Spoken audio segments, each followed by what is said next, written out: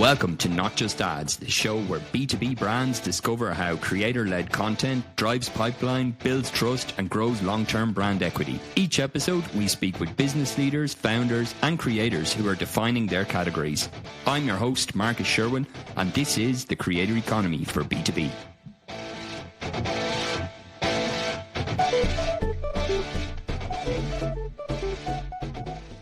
Welcome today to Not Just Ads, the creator economy for B2B. I'm delighted to be joined by Ashleen Remillard, the Global Director of Social and Influencers at Salesforce. She's redefining what influence looks like in the B2B enterprise space. She's the force behind some of Salesforce's most talked about campaigns, from the Webby-nominated Ask More of AI to high activations around Formula One to quietly powerful work with niche and nano creators in deeply technical spaces. Her approach blends authenticity with analytics, performance, and purpose. She's also a Kennesaw State 40 under 40 honoree, and her background in music marketing gives her a unique edge as well in this space. Ashleen, thanks very much for joining us today. I'm delighted to be speaking with you. Marcus, thanks so much for having me. Great. Well, you guys at Salesforce are really leading the way when it comes to B2B creators and B2B influencer marketing as well. I'd just like to first ask you, since you've started working in Salesforce, how you've seen this space evolve, because you're really leading the way and leaning into this. How have you seen it evolve over the last, say, 2 to 3 years? It's interesting to hear you say we're leading the way, and thank you for that compliment. I will tell you this, we are in our infancy. When I started at Salesforce, we weren't actively executing or operating influencer campaigns or partnering with creators. It's not to say we haven't before, but as it relates to a practice and purpose and a strategic approach, that didn't exist 2-3 years ago. And so to hear someone like yourself come through and say, hey, we see you, we recognize the work you're doing. A huge shout out to our team internally for just even being a part of that conversation. We feel like we are just getting started, and that's equally as exciting because we have had some results and some success in that very short period of time. So it makes us energized to continue to not just do great work, but also create impact, right? Ultimately, we're not just creating good work for good work's sake or to win awards or to be a part of headlines, but we really want to make an impact. And we just see this tactic as a way to continue to do that for our brand, but most importantly, our customers. If you look back, like over the last year or two, were there any standout moments where you were thinking, okay, this is something that we're seeing, it's a possibility, but something that got a bit more notice across the business? In relation to creators and honestly, let's just be frank, to budgets, I think what we have seen, and one of the reasons we've been able to grow as fast as we have in the past couple of years, is reallocating of media dollars, right? You look at traditional media and the way media is spent and what we're measuring with those media dollars, and we're just able to see funds move further faster in the creator space. I mean, I've been in social almost my entire career, since before we could even call it a career. And not only is that a huge win for the space, we've known this. This isn't new information, but being able to show the value at an enterprise level and at a business level, the impact that creators are having on a lot of our storytelling has been incredible. And it's just something we're really excited about. So I would say the biggest realization we've had in those past couple of years is seeing those dollars shift, right? It's not just us, we're seeing it across creator economy as a whole. Yep. But the results are there, the impact is there, and it's becoming a very efficient spend for many of those traditional media dollars. Yeah. What do you see, like, in terms of when you approach it then? Does it depend on the campaign, or if you're working, you've some partnerships with really well-known people? You also mentioned as well before, I heard on another podcast, where some of the niche, say, nano creators have been really effective in terms of like talking to particular types of buying groups. When you analyze like how you're going to work with certain creators, what are you looking at normally? Every creator campaign we run is 100% bespoke, right? Okay. What are we trying to do? What are our goals and objectives? Who are we communicating to and for and on behalf of, or who are we looking to truly influence? That's going to help us decide who our partners are, how we cast, who we want to work with. At the end of the day, we're partnering with people who have an audience we don't have access to. So whether we're Yeah. buying our way into paid media or we're partnering with a creator to tell a story, to expand the tent that, we are traditionally communicating with, we're trying to seek to go find someone who essentially has something we don't have. And we want to partner and build trust with future customers and our target audience in an authentic way. And we're able to do that if we can partner with and build relationships with people they already trust, right? So I think that's probably the quickest path to how we select and identify and partner. And then I think the nano side of it is important, but at the end of the day, it's all audience driven. We will partner with mega influencers if their audience is somebody that we are looking to communicate with. And we will partner with someone who maybe has not nearly as many followers, but their influence is so incredibly powerful and heavy, or they're an expert in an area, or we're working with them in a untraditional way or format. The ultimate goal is achieving what their influence and their trust is bringing to the table and being able to honor who they are as a creator in that process. And then when you look at it, like in the marketing mix at the moment, as its evolution, media, paid media, where does this sit now for you in the media mix at the moment? Do you look at it as top of funnel, or is there stages where you can actually see this is actually having an impact the whole way through? I mean, I think it's a little bit of everything. Ideally, depending on the audience you're trying to go get, you're definitely going to still need your awareness metrics, but there's a large portion of the creator economy that I think plays really well into the consideration stage. Ultimately, it would be amazing if we could have attribution all the way through. I'm not saying we can't, and I'm not saying we don't. I think it's a little bit harder to measure, especially with extremely long lead cycles. But I'll give you an example of, and this is by no means a KPI of ours, but it absolutely is something that we pay attention to. We had a influencer campaign a few years back, worked with a pretty influential, let's call them more on the pop side, less AI and tech, which was a little bit outside of our comfort zone. And this potential creator was more of like A-list celebrity, we'll call them famous, and less social media content creator, if you will. And run the campaign definitely at an awareness level, and received some word of mouth feedback from like top of our audience sector, a business decision maker, professional sports league. Well, we won't name names, but this decision maker at a professional sport league calls us up and says, "Hey, I follow this person. If I'm creating audience personas that nowhere in that segmentation am I going to put this business decision maker following this particular influencer." So mind blown immediately, right? I'm following this influencer. I saw that Salesforce can do X, Y, and Z. Is that true? Can Salesforce really do that? And this is a message we've had in market for who knows how long. And I'm like, absolutely. Yeah. That's core fundamental sales. Like, absolutely. What's going on? Well, if Salesforce can do this, I will implement this tomorrow across all of my teams in this league. So for that, an awareness campaign, and we're ready to go close a deal the next day based upon someone who I would not have typecast to be following this particular creator.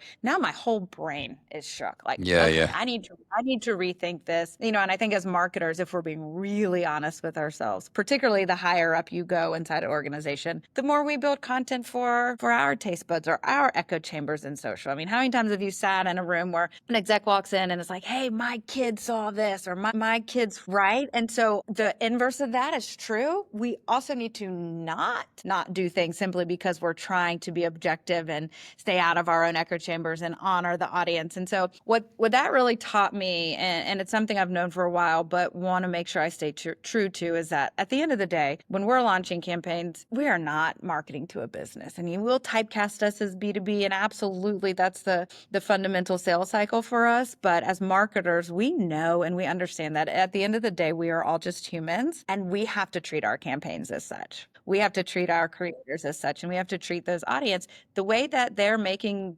decisions is no different than the way they're buying a consumer product. And the way that we as marketers can help that decision-making process isn't terribly different either. You're right. I think it's like we think B2B is completely different, but at the end of the day, it's you're marketing to an audience. They have different needs, and it's a broader buying group. But at the end of the day, it's a human. You're reaching and you're engaging. It makes a lot of sense. I'd like to talk a little bit about in employees in Salesforce in terms of like how you do employee advocacy, how you think about that at Salesforce in terms of brand. They're talking about the brand, but also then that they're giving it our own personal point of view on things as well. Yeah, absolutely. I mentioned earlier we're still in an infancy stage on building some of these programs and processes. We do have what we can call a social employee advocacy program, which is a tool that we use to help our employees better tell our stories, right? How can they easily get messages out on social? How can we make sure the messages that they're sharing are consistent? And how do we do that across our entire ecosystem? It's something that we have established that they can do. Right now, we don't have a formal process for activating employees as creators. And it's not to say that we don't work with them. And it's not to say that we don't employ creators, because that is also true. But we look at it more at an executive social level and then an employee social advocacy level. So just arming and preparing our employees, enabling them, right? Creating centers of excellence that give them the tools that they need to be successful and speak on behalf of our brand. But then how are we upskilling them? If we do have executives and employees that want to be stronger creators or want the toolkits to be able to speak on that behalf, making sure that they are trained and that we are able to provide that expertise to them as well. So definitely something you can look forward to see, us ramp up quickly towards the end of the year and into next year. But it's something we're excited about. We absolutely see the value in it, and we just want to continue to do a good job to create opportunities for that work internally. Great. Then some of the creators that you work with, when I know there's a lot of different campaigns, a lot of those campaigns have different KPIs and objectives. What normally is like the process that you go through to make sure that they're staying on brand, that they're speaking to the audience that you want to engage in as well? Also then in terms of how they project your message as well. Yeah, absolutely. We have some incredible partners. So we work with a couple different influencer marketing agencies along with our in-house influence team internally. And as a part of that, we just have processes and procedures, not just to make sure we're staying FTC compliant, but absolutely that's a huge piece of the puzzle. But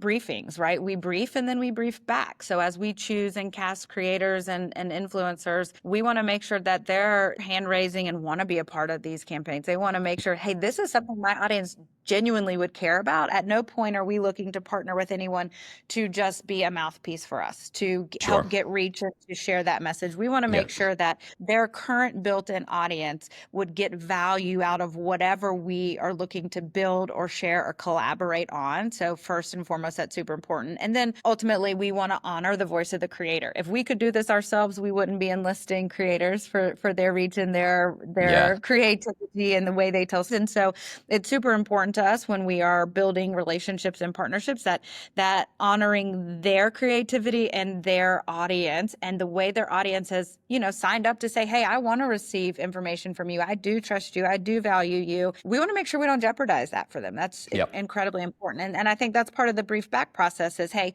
here's what we're asking of you. Now, how do you digest that? And the creator can go back and say, hey, I hear you. I heard this. I get this. I understand this. I think my audience cares about A and B. D, not so much, right?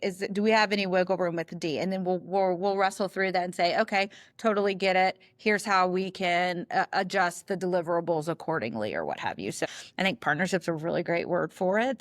It's what we're building, and that's how we see all these campaigns from start to finish. And they evolve drastically from initial input briefs into what you would probably see in polished, published content. Sure. With those partnerships then, is it like a continuous thing? If you're launching something new, that it would be like a continuous thing rather than a one-off with a creator? If you kind of see like that it's a phase base, or does it depend really on the campaign? It depends on the budget. If I could have all the money in the world, there would absolutely be what do we call that? More like brand ambassadorship, always on creator. Yes, that is goal. How do we get there? Funding, absolutely. I think in the interim, or the lack of a program funded at that level, there are absolutely activations and campaigns and levers that you can pull to achieve similar things. There are creators we have worked with over and over again. We are not currently staffed to have creators as, let's say, a part of our Rolodex or always on. That would be an amazing future term goal. But we build relationships so that as we continue to tell our story or continue to want to educate or entertain or provide value to customers or future customers, that we are doing so with the voice and the trust of the people who they're already engaging with. Yeah, makes a lot of sense. I'd love to talk a little bit about your Webby nominated campaign, Ask More of AI, as well. The concept, how the idea came about, what you could share with us, because it was really great. Absolutely. Another incredible agency partner that we work with, New Motion. So we were hand in hand with them on this one. Very similar to how we opened our time today around reallocating of media dollars into creators, but also into social, right? So thinking through non-traditional ways to reach the same end result. We had goals. We knew we had to reach them. We had very tight constraints on how we were going to do that in social. Historically, brands will shoot an incredible TV spot and hand it over to social and say, cool, do you need this resized? Which platforms would you like this size for? It's not how we operate at Salesforce. And I feel very thankful that we have executives and leadership and incredible creative teams that are open to relooking at the way we do business. And so this was a first for us when we did that with the Ask More of AI campaign. We took a traditional TV spot, but we worked together, social, creative on the front end to say, how do we extend this story beyond a spot? How do we extend this story into social, honor our audience, but still getting the campaign message across? And so that's where we were able to work with New Motion and build this whole other world for the campaign. We cast an influencer in the TV spot. They were cast as an extra. They ultimately did not have a speaking role. In a perfect scenario, maybe they become a part of that story. But for what we needed for this campaign, we were able to get them in the spot. Having that physical visual presence in that story gave us the opportunity to pull them out of TV into social and leveraging their influence across their own channels and tell a longer story. At this point, we now have an episodic piece of content as our product narrative is shifting and evolving and our customers are providing feedback and we're getting better every day. We could continue to talk about it while that TV spot may be no longer on the air or the filming has already wrapped up, production is closed and post edits are over. It expanded the life, but it also did so in a way that we got to expand our audience. Definitely. It's really exciting. What about in anything that's upcoming in the next, and then that we can see, like even a follow-up to Ask More of AI or anything you can share with us? You know, one thing that we've been able to create, let's call it a repeatable framework for that our customers and our audiences have really enjoyed. We launched a campaign around the Super Bowl when our product Agentforce first hit the market. So our approach to agentic AI and building agents very quickly, and whether regardless of your level of expertise at your company or your business or around these models. And so what we were able to do in the Super Bowl was we dropped in a football adjacent campaign, right? We didn't have IP rights or access to any of the Super Bowl marks. We were not a partner or sponsor at any level, but we had a commercial running during the big game. And similarly to the Ask More of AI campaign, we needed to communicate this in social. But how do we do that when we had no ability to speak on this event? So we created this football adjacent world. We hired a coach. We had some scripted social story, but we also had a ton of creators.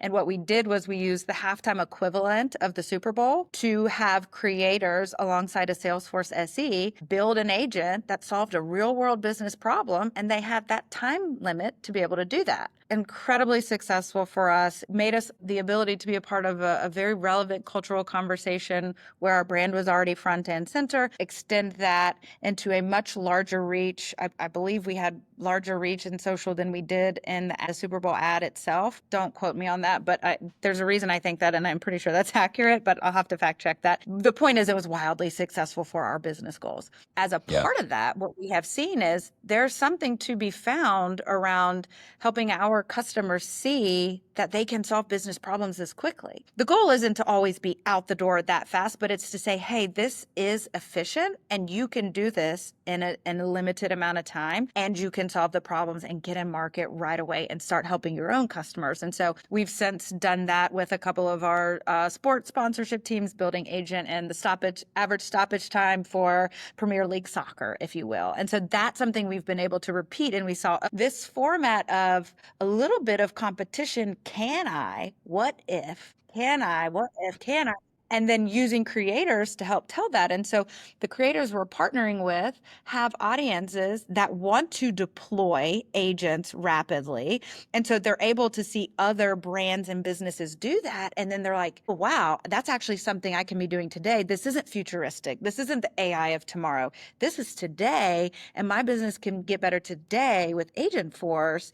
So we're, again, not to like overly harp on marketers, but we get bored quick because we're so creative. We've had to really challenge ourselves to say, yeah, we keep doing these challenges, these stoppage time. We might be bored with them as marketers, but our consumers are just getting started. Our customers are just learning. They are engaging. This is providing value as they're deploying their own agents with Agentforce. Let's keep bringing them ways to do that so that they can see how that is applicable to their business. Yeah, it makes a lot of sense. And it's so relatable as well, because I think there's so much of an appetite in terms of efficiencies and how companies can leverage that. And once you see those practical examples then as well, especially at key moments when people are with a lot of attention, it can be really impactful. In terms of creators then, what do you see the future predictions that you see over the next 6 to 18 months of where that space is going and how B2B companies are leaning into it?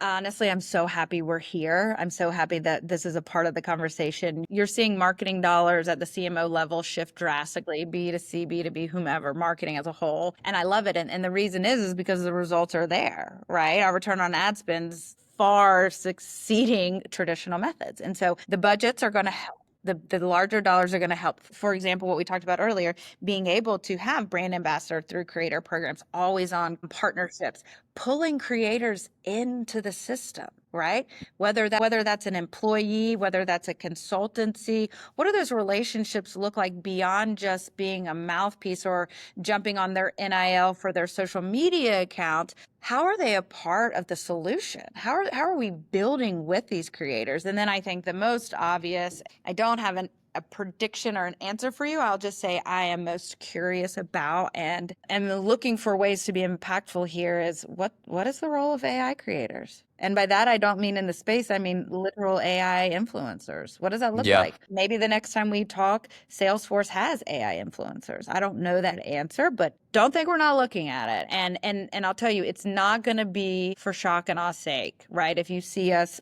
play in that space, it's going to be because it is valuable and impactful to our customers and to their businesses. But I think it's something we have to be paying attention to. And I'm excited about it, but I look forward to seeing the impact that it can make alongside the human influencer, alongside the human creator. And, how do we go further, faster as an industry with AI and humans together?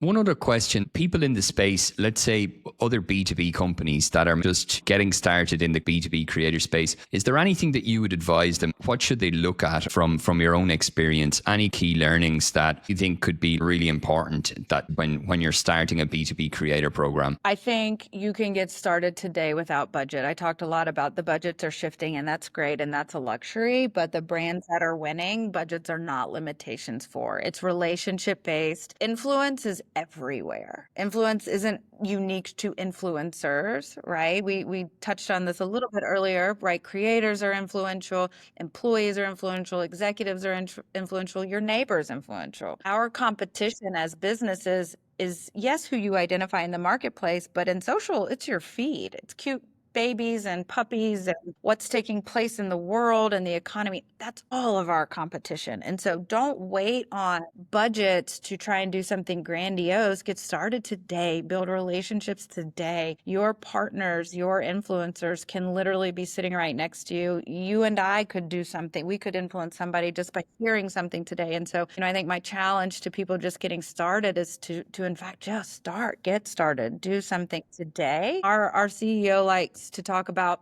oftentimes strategies are amazing, but oftentimes tactics can help dictate strategy. And by that, he allows us to think long-term strategic initiatives that require time to see through. But in that, it gives us the ability to be successful today, to do something today, whether it's check it off the to-do list or to just get started or to achieve something small. You can do that while building for the future. And I think that's really important as you're just getting started in the space. Yeah. So just get started, and market is going to tell you in terms of whether there's traction on the tactics that you're looking at. Yeah. And build the relationship. This is relational at its core, from the partnership level to brands wanting to work with you to your customers trusting you. It's all relational. Ashleen, it was a pleasure to talk with you. Thanks very much for joining us today. I really enjoyed it. Thanks, Marcus. It was so great to Thanks. chat. Great to chat. If the audience wants to find you or hear anything about what Salesforce are doing, any future campaigns, where can you be found at? Yeah, we're all over social at Salesforce. My name is Ashleen Remillard. You can find me across the traditional channels, but always happy to have a chat and look forward to continue to build relationships in the space. Great. Thanks again, Ashleen. Thanks, Marcus.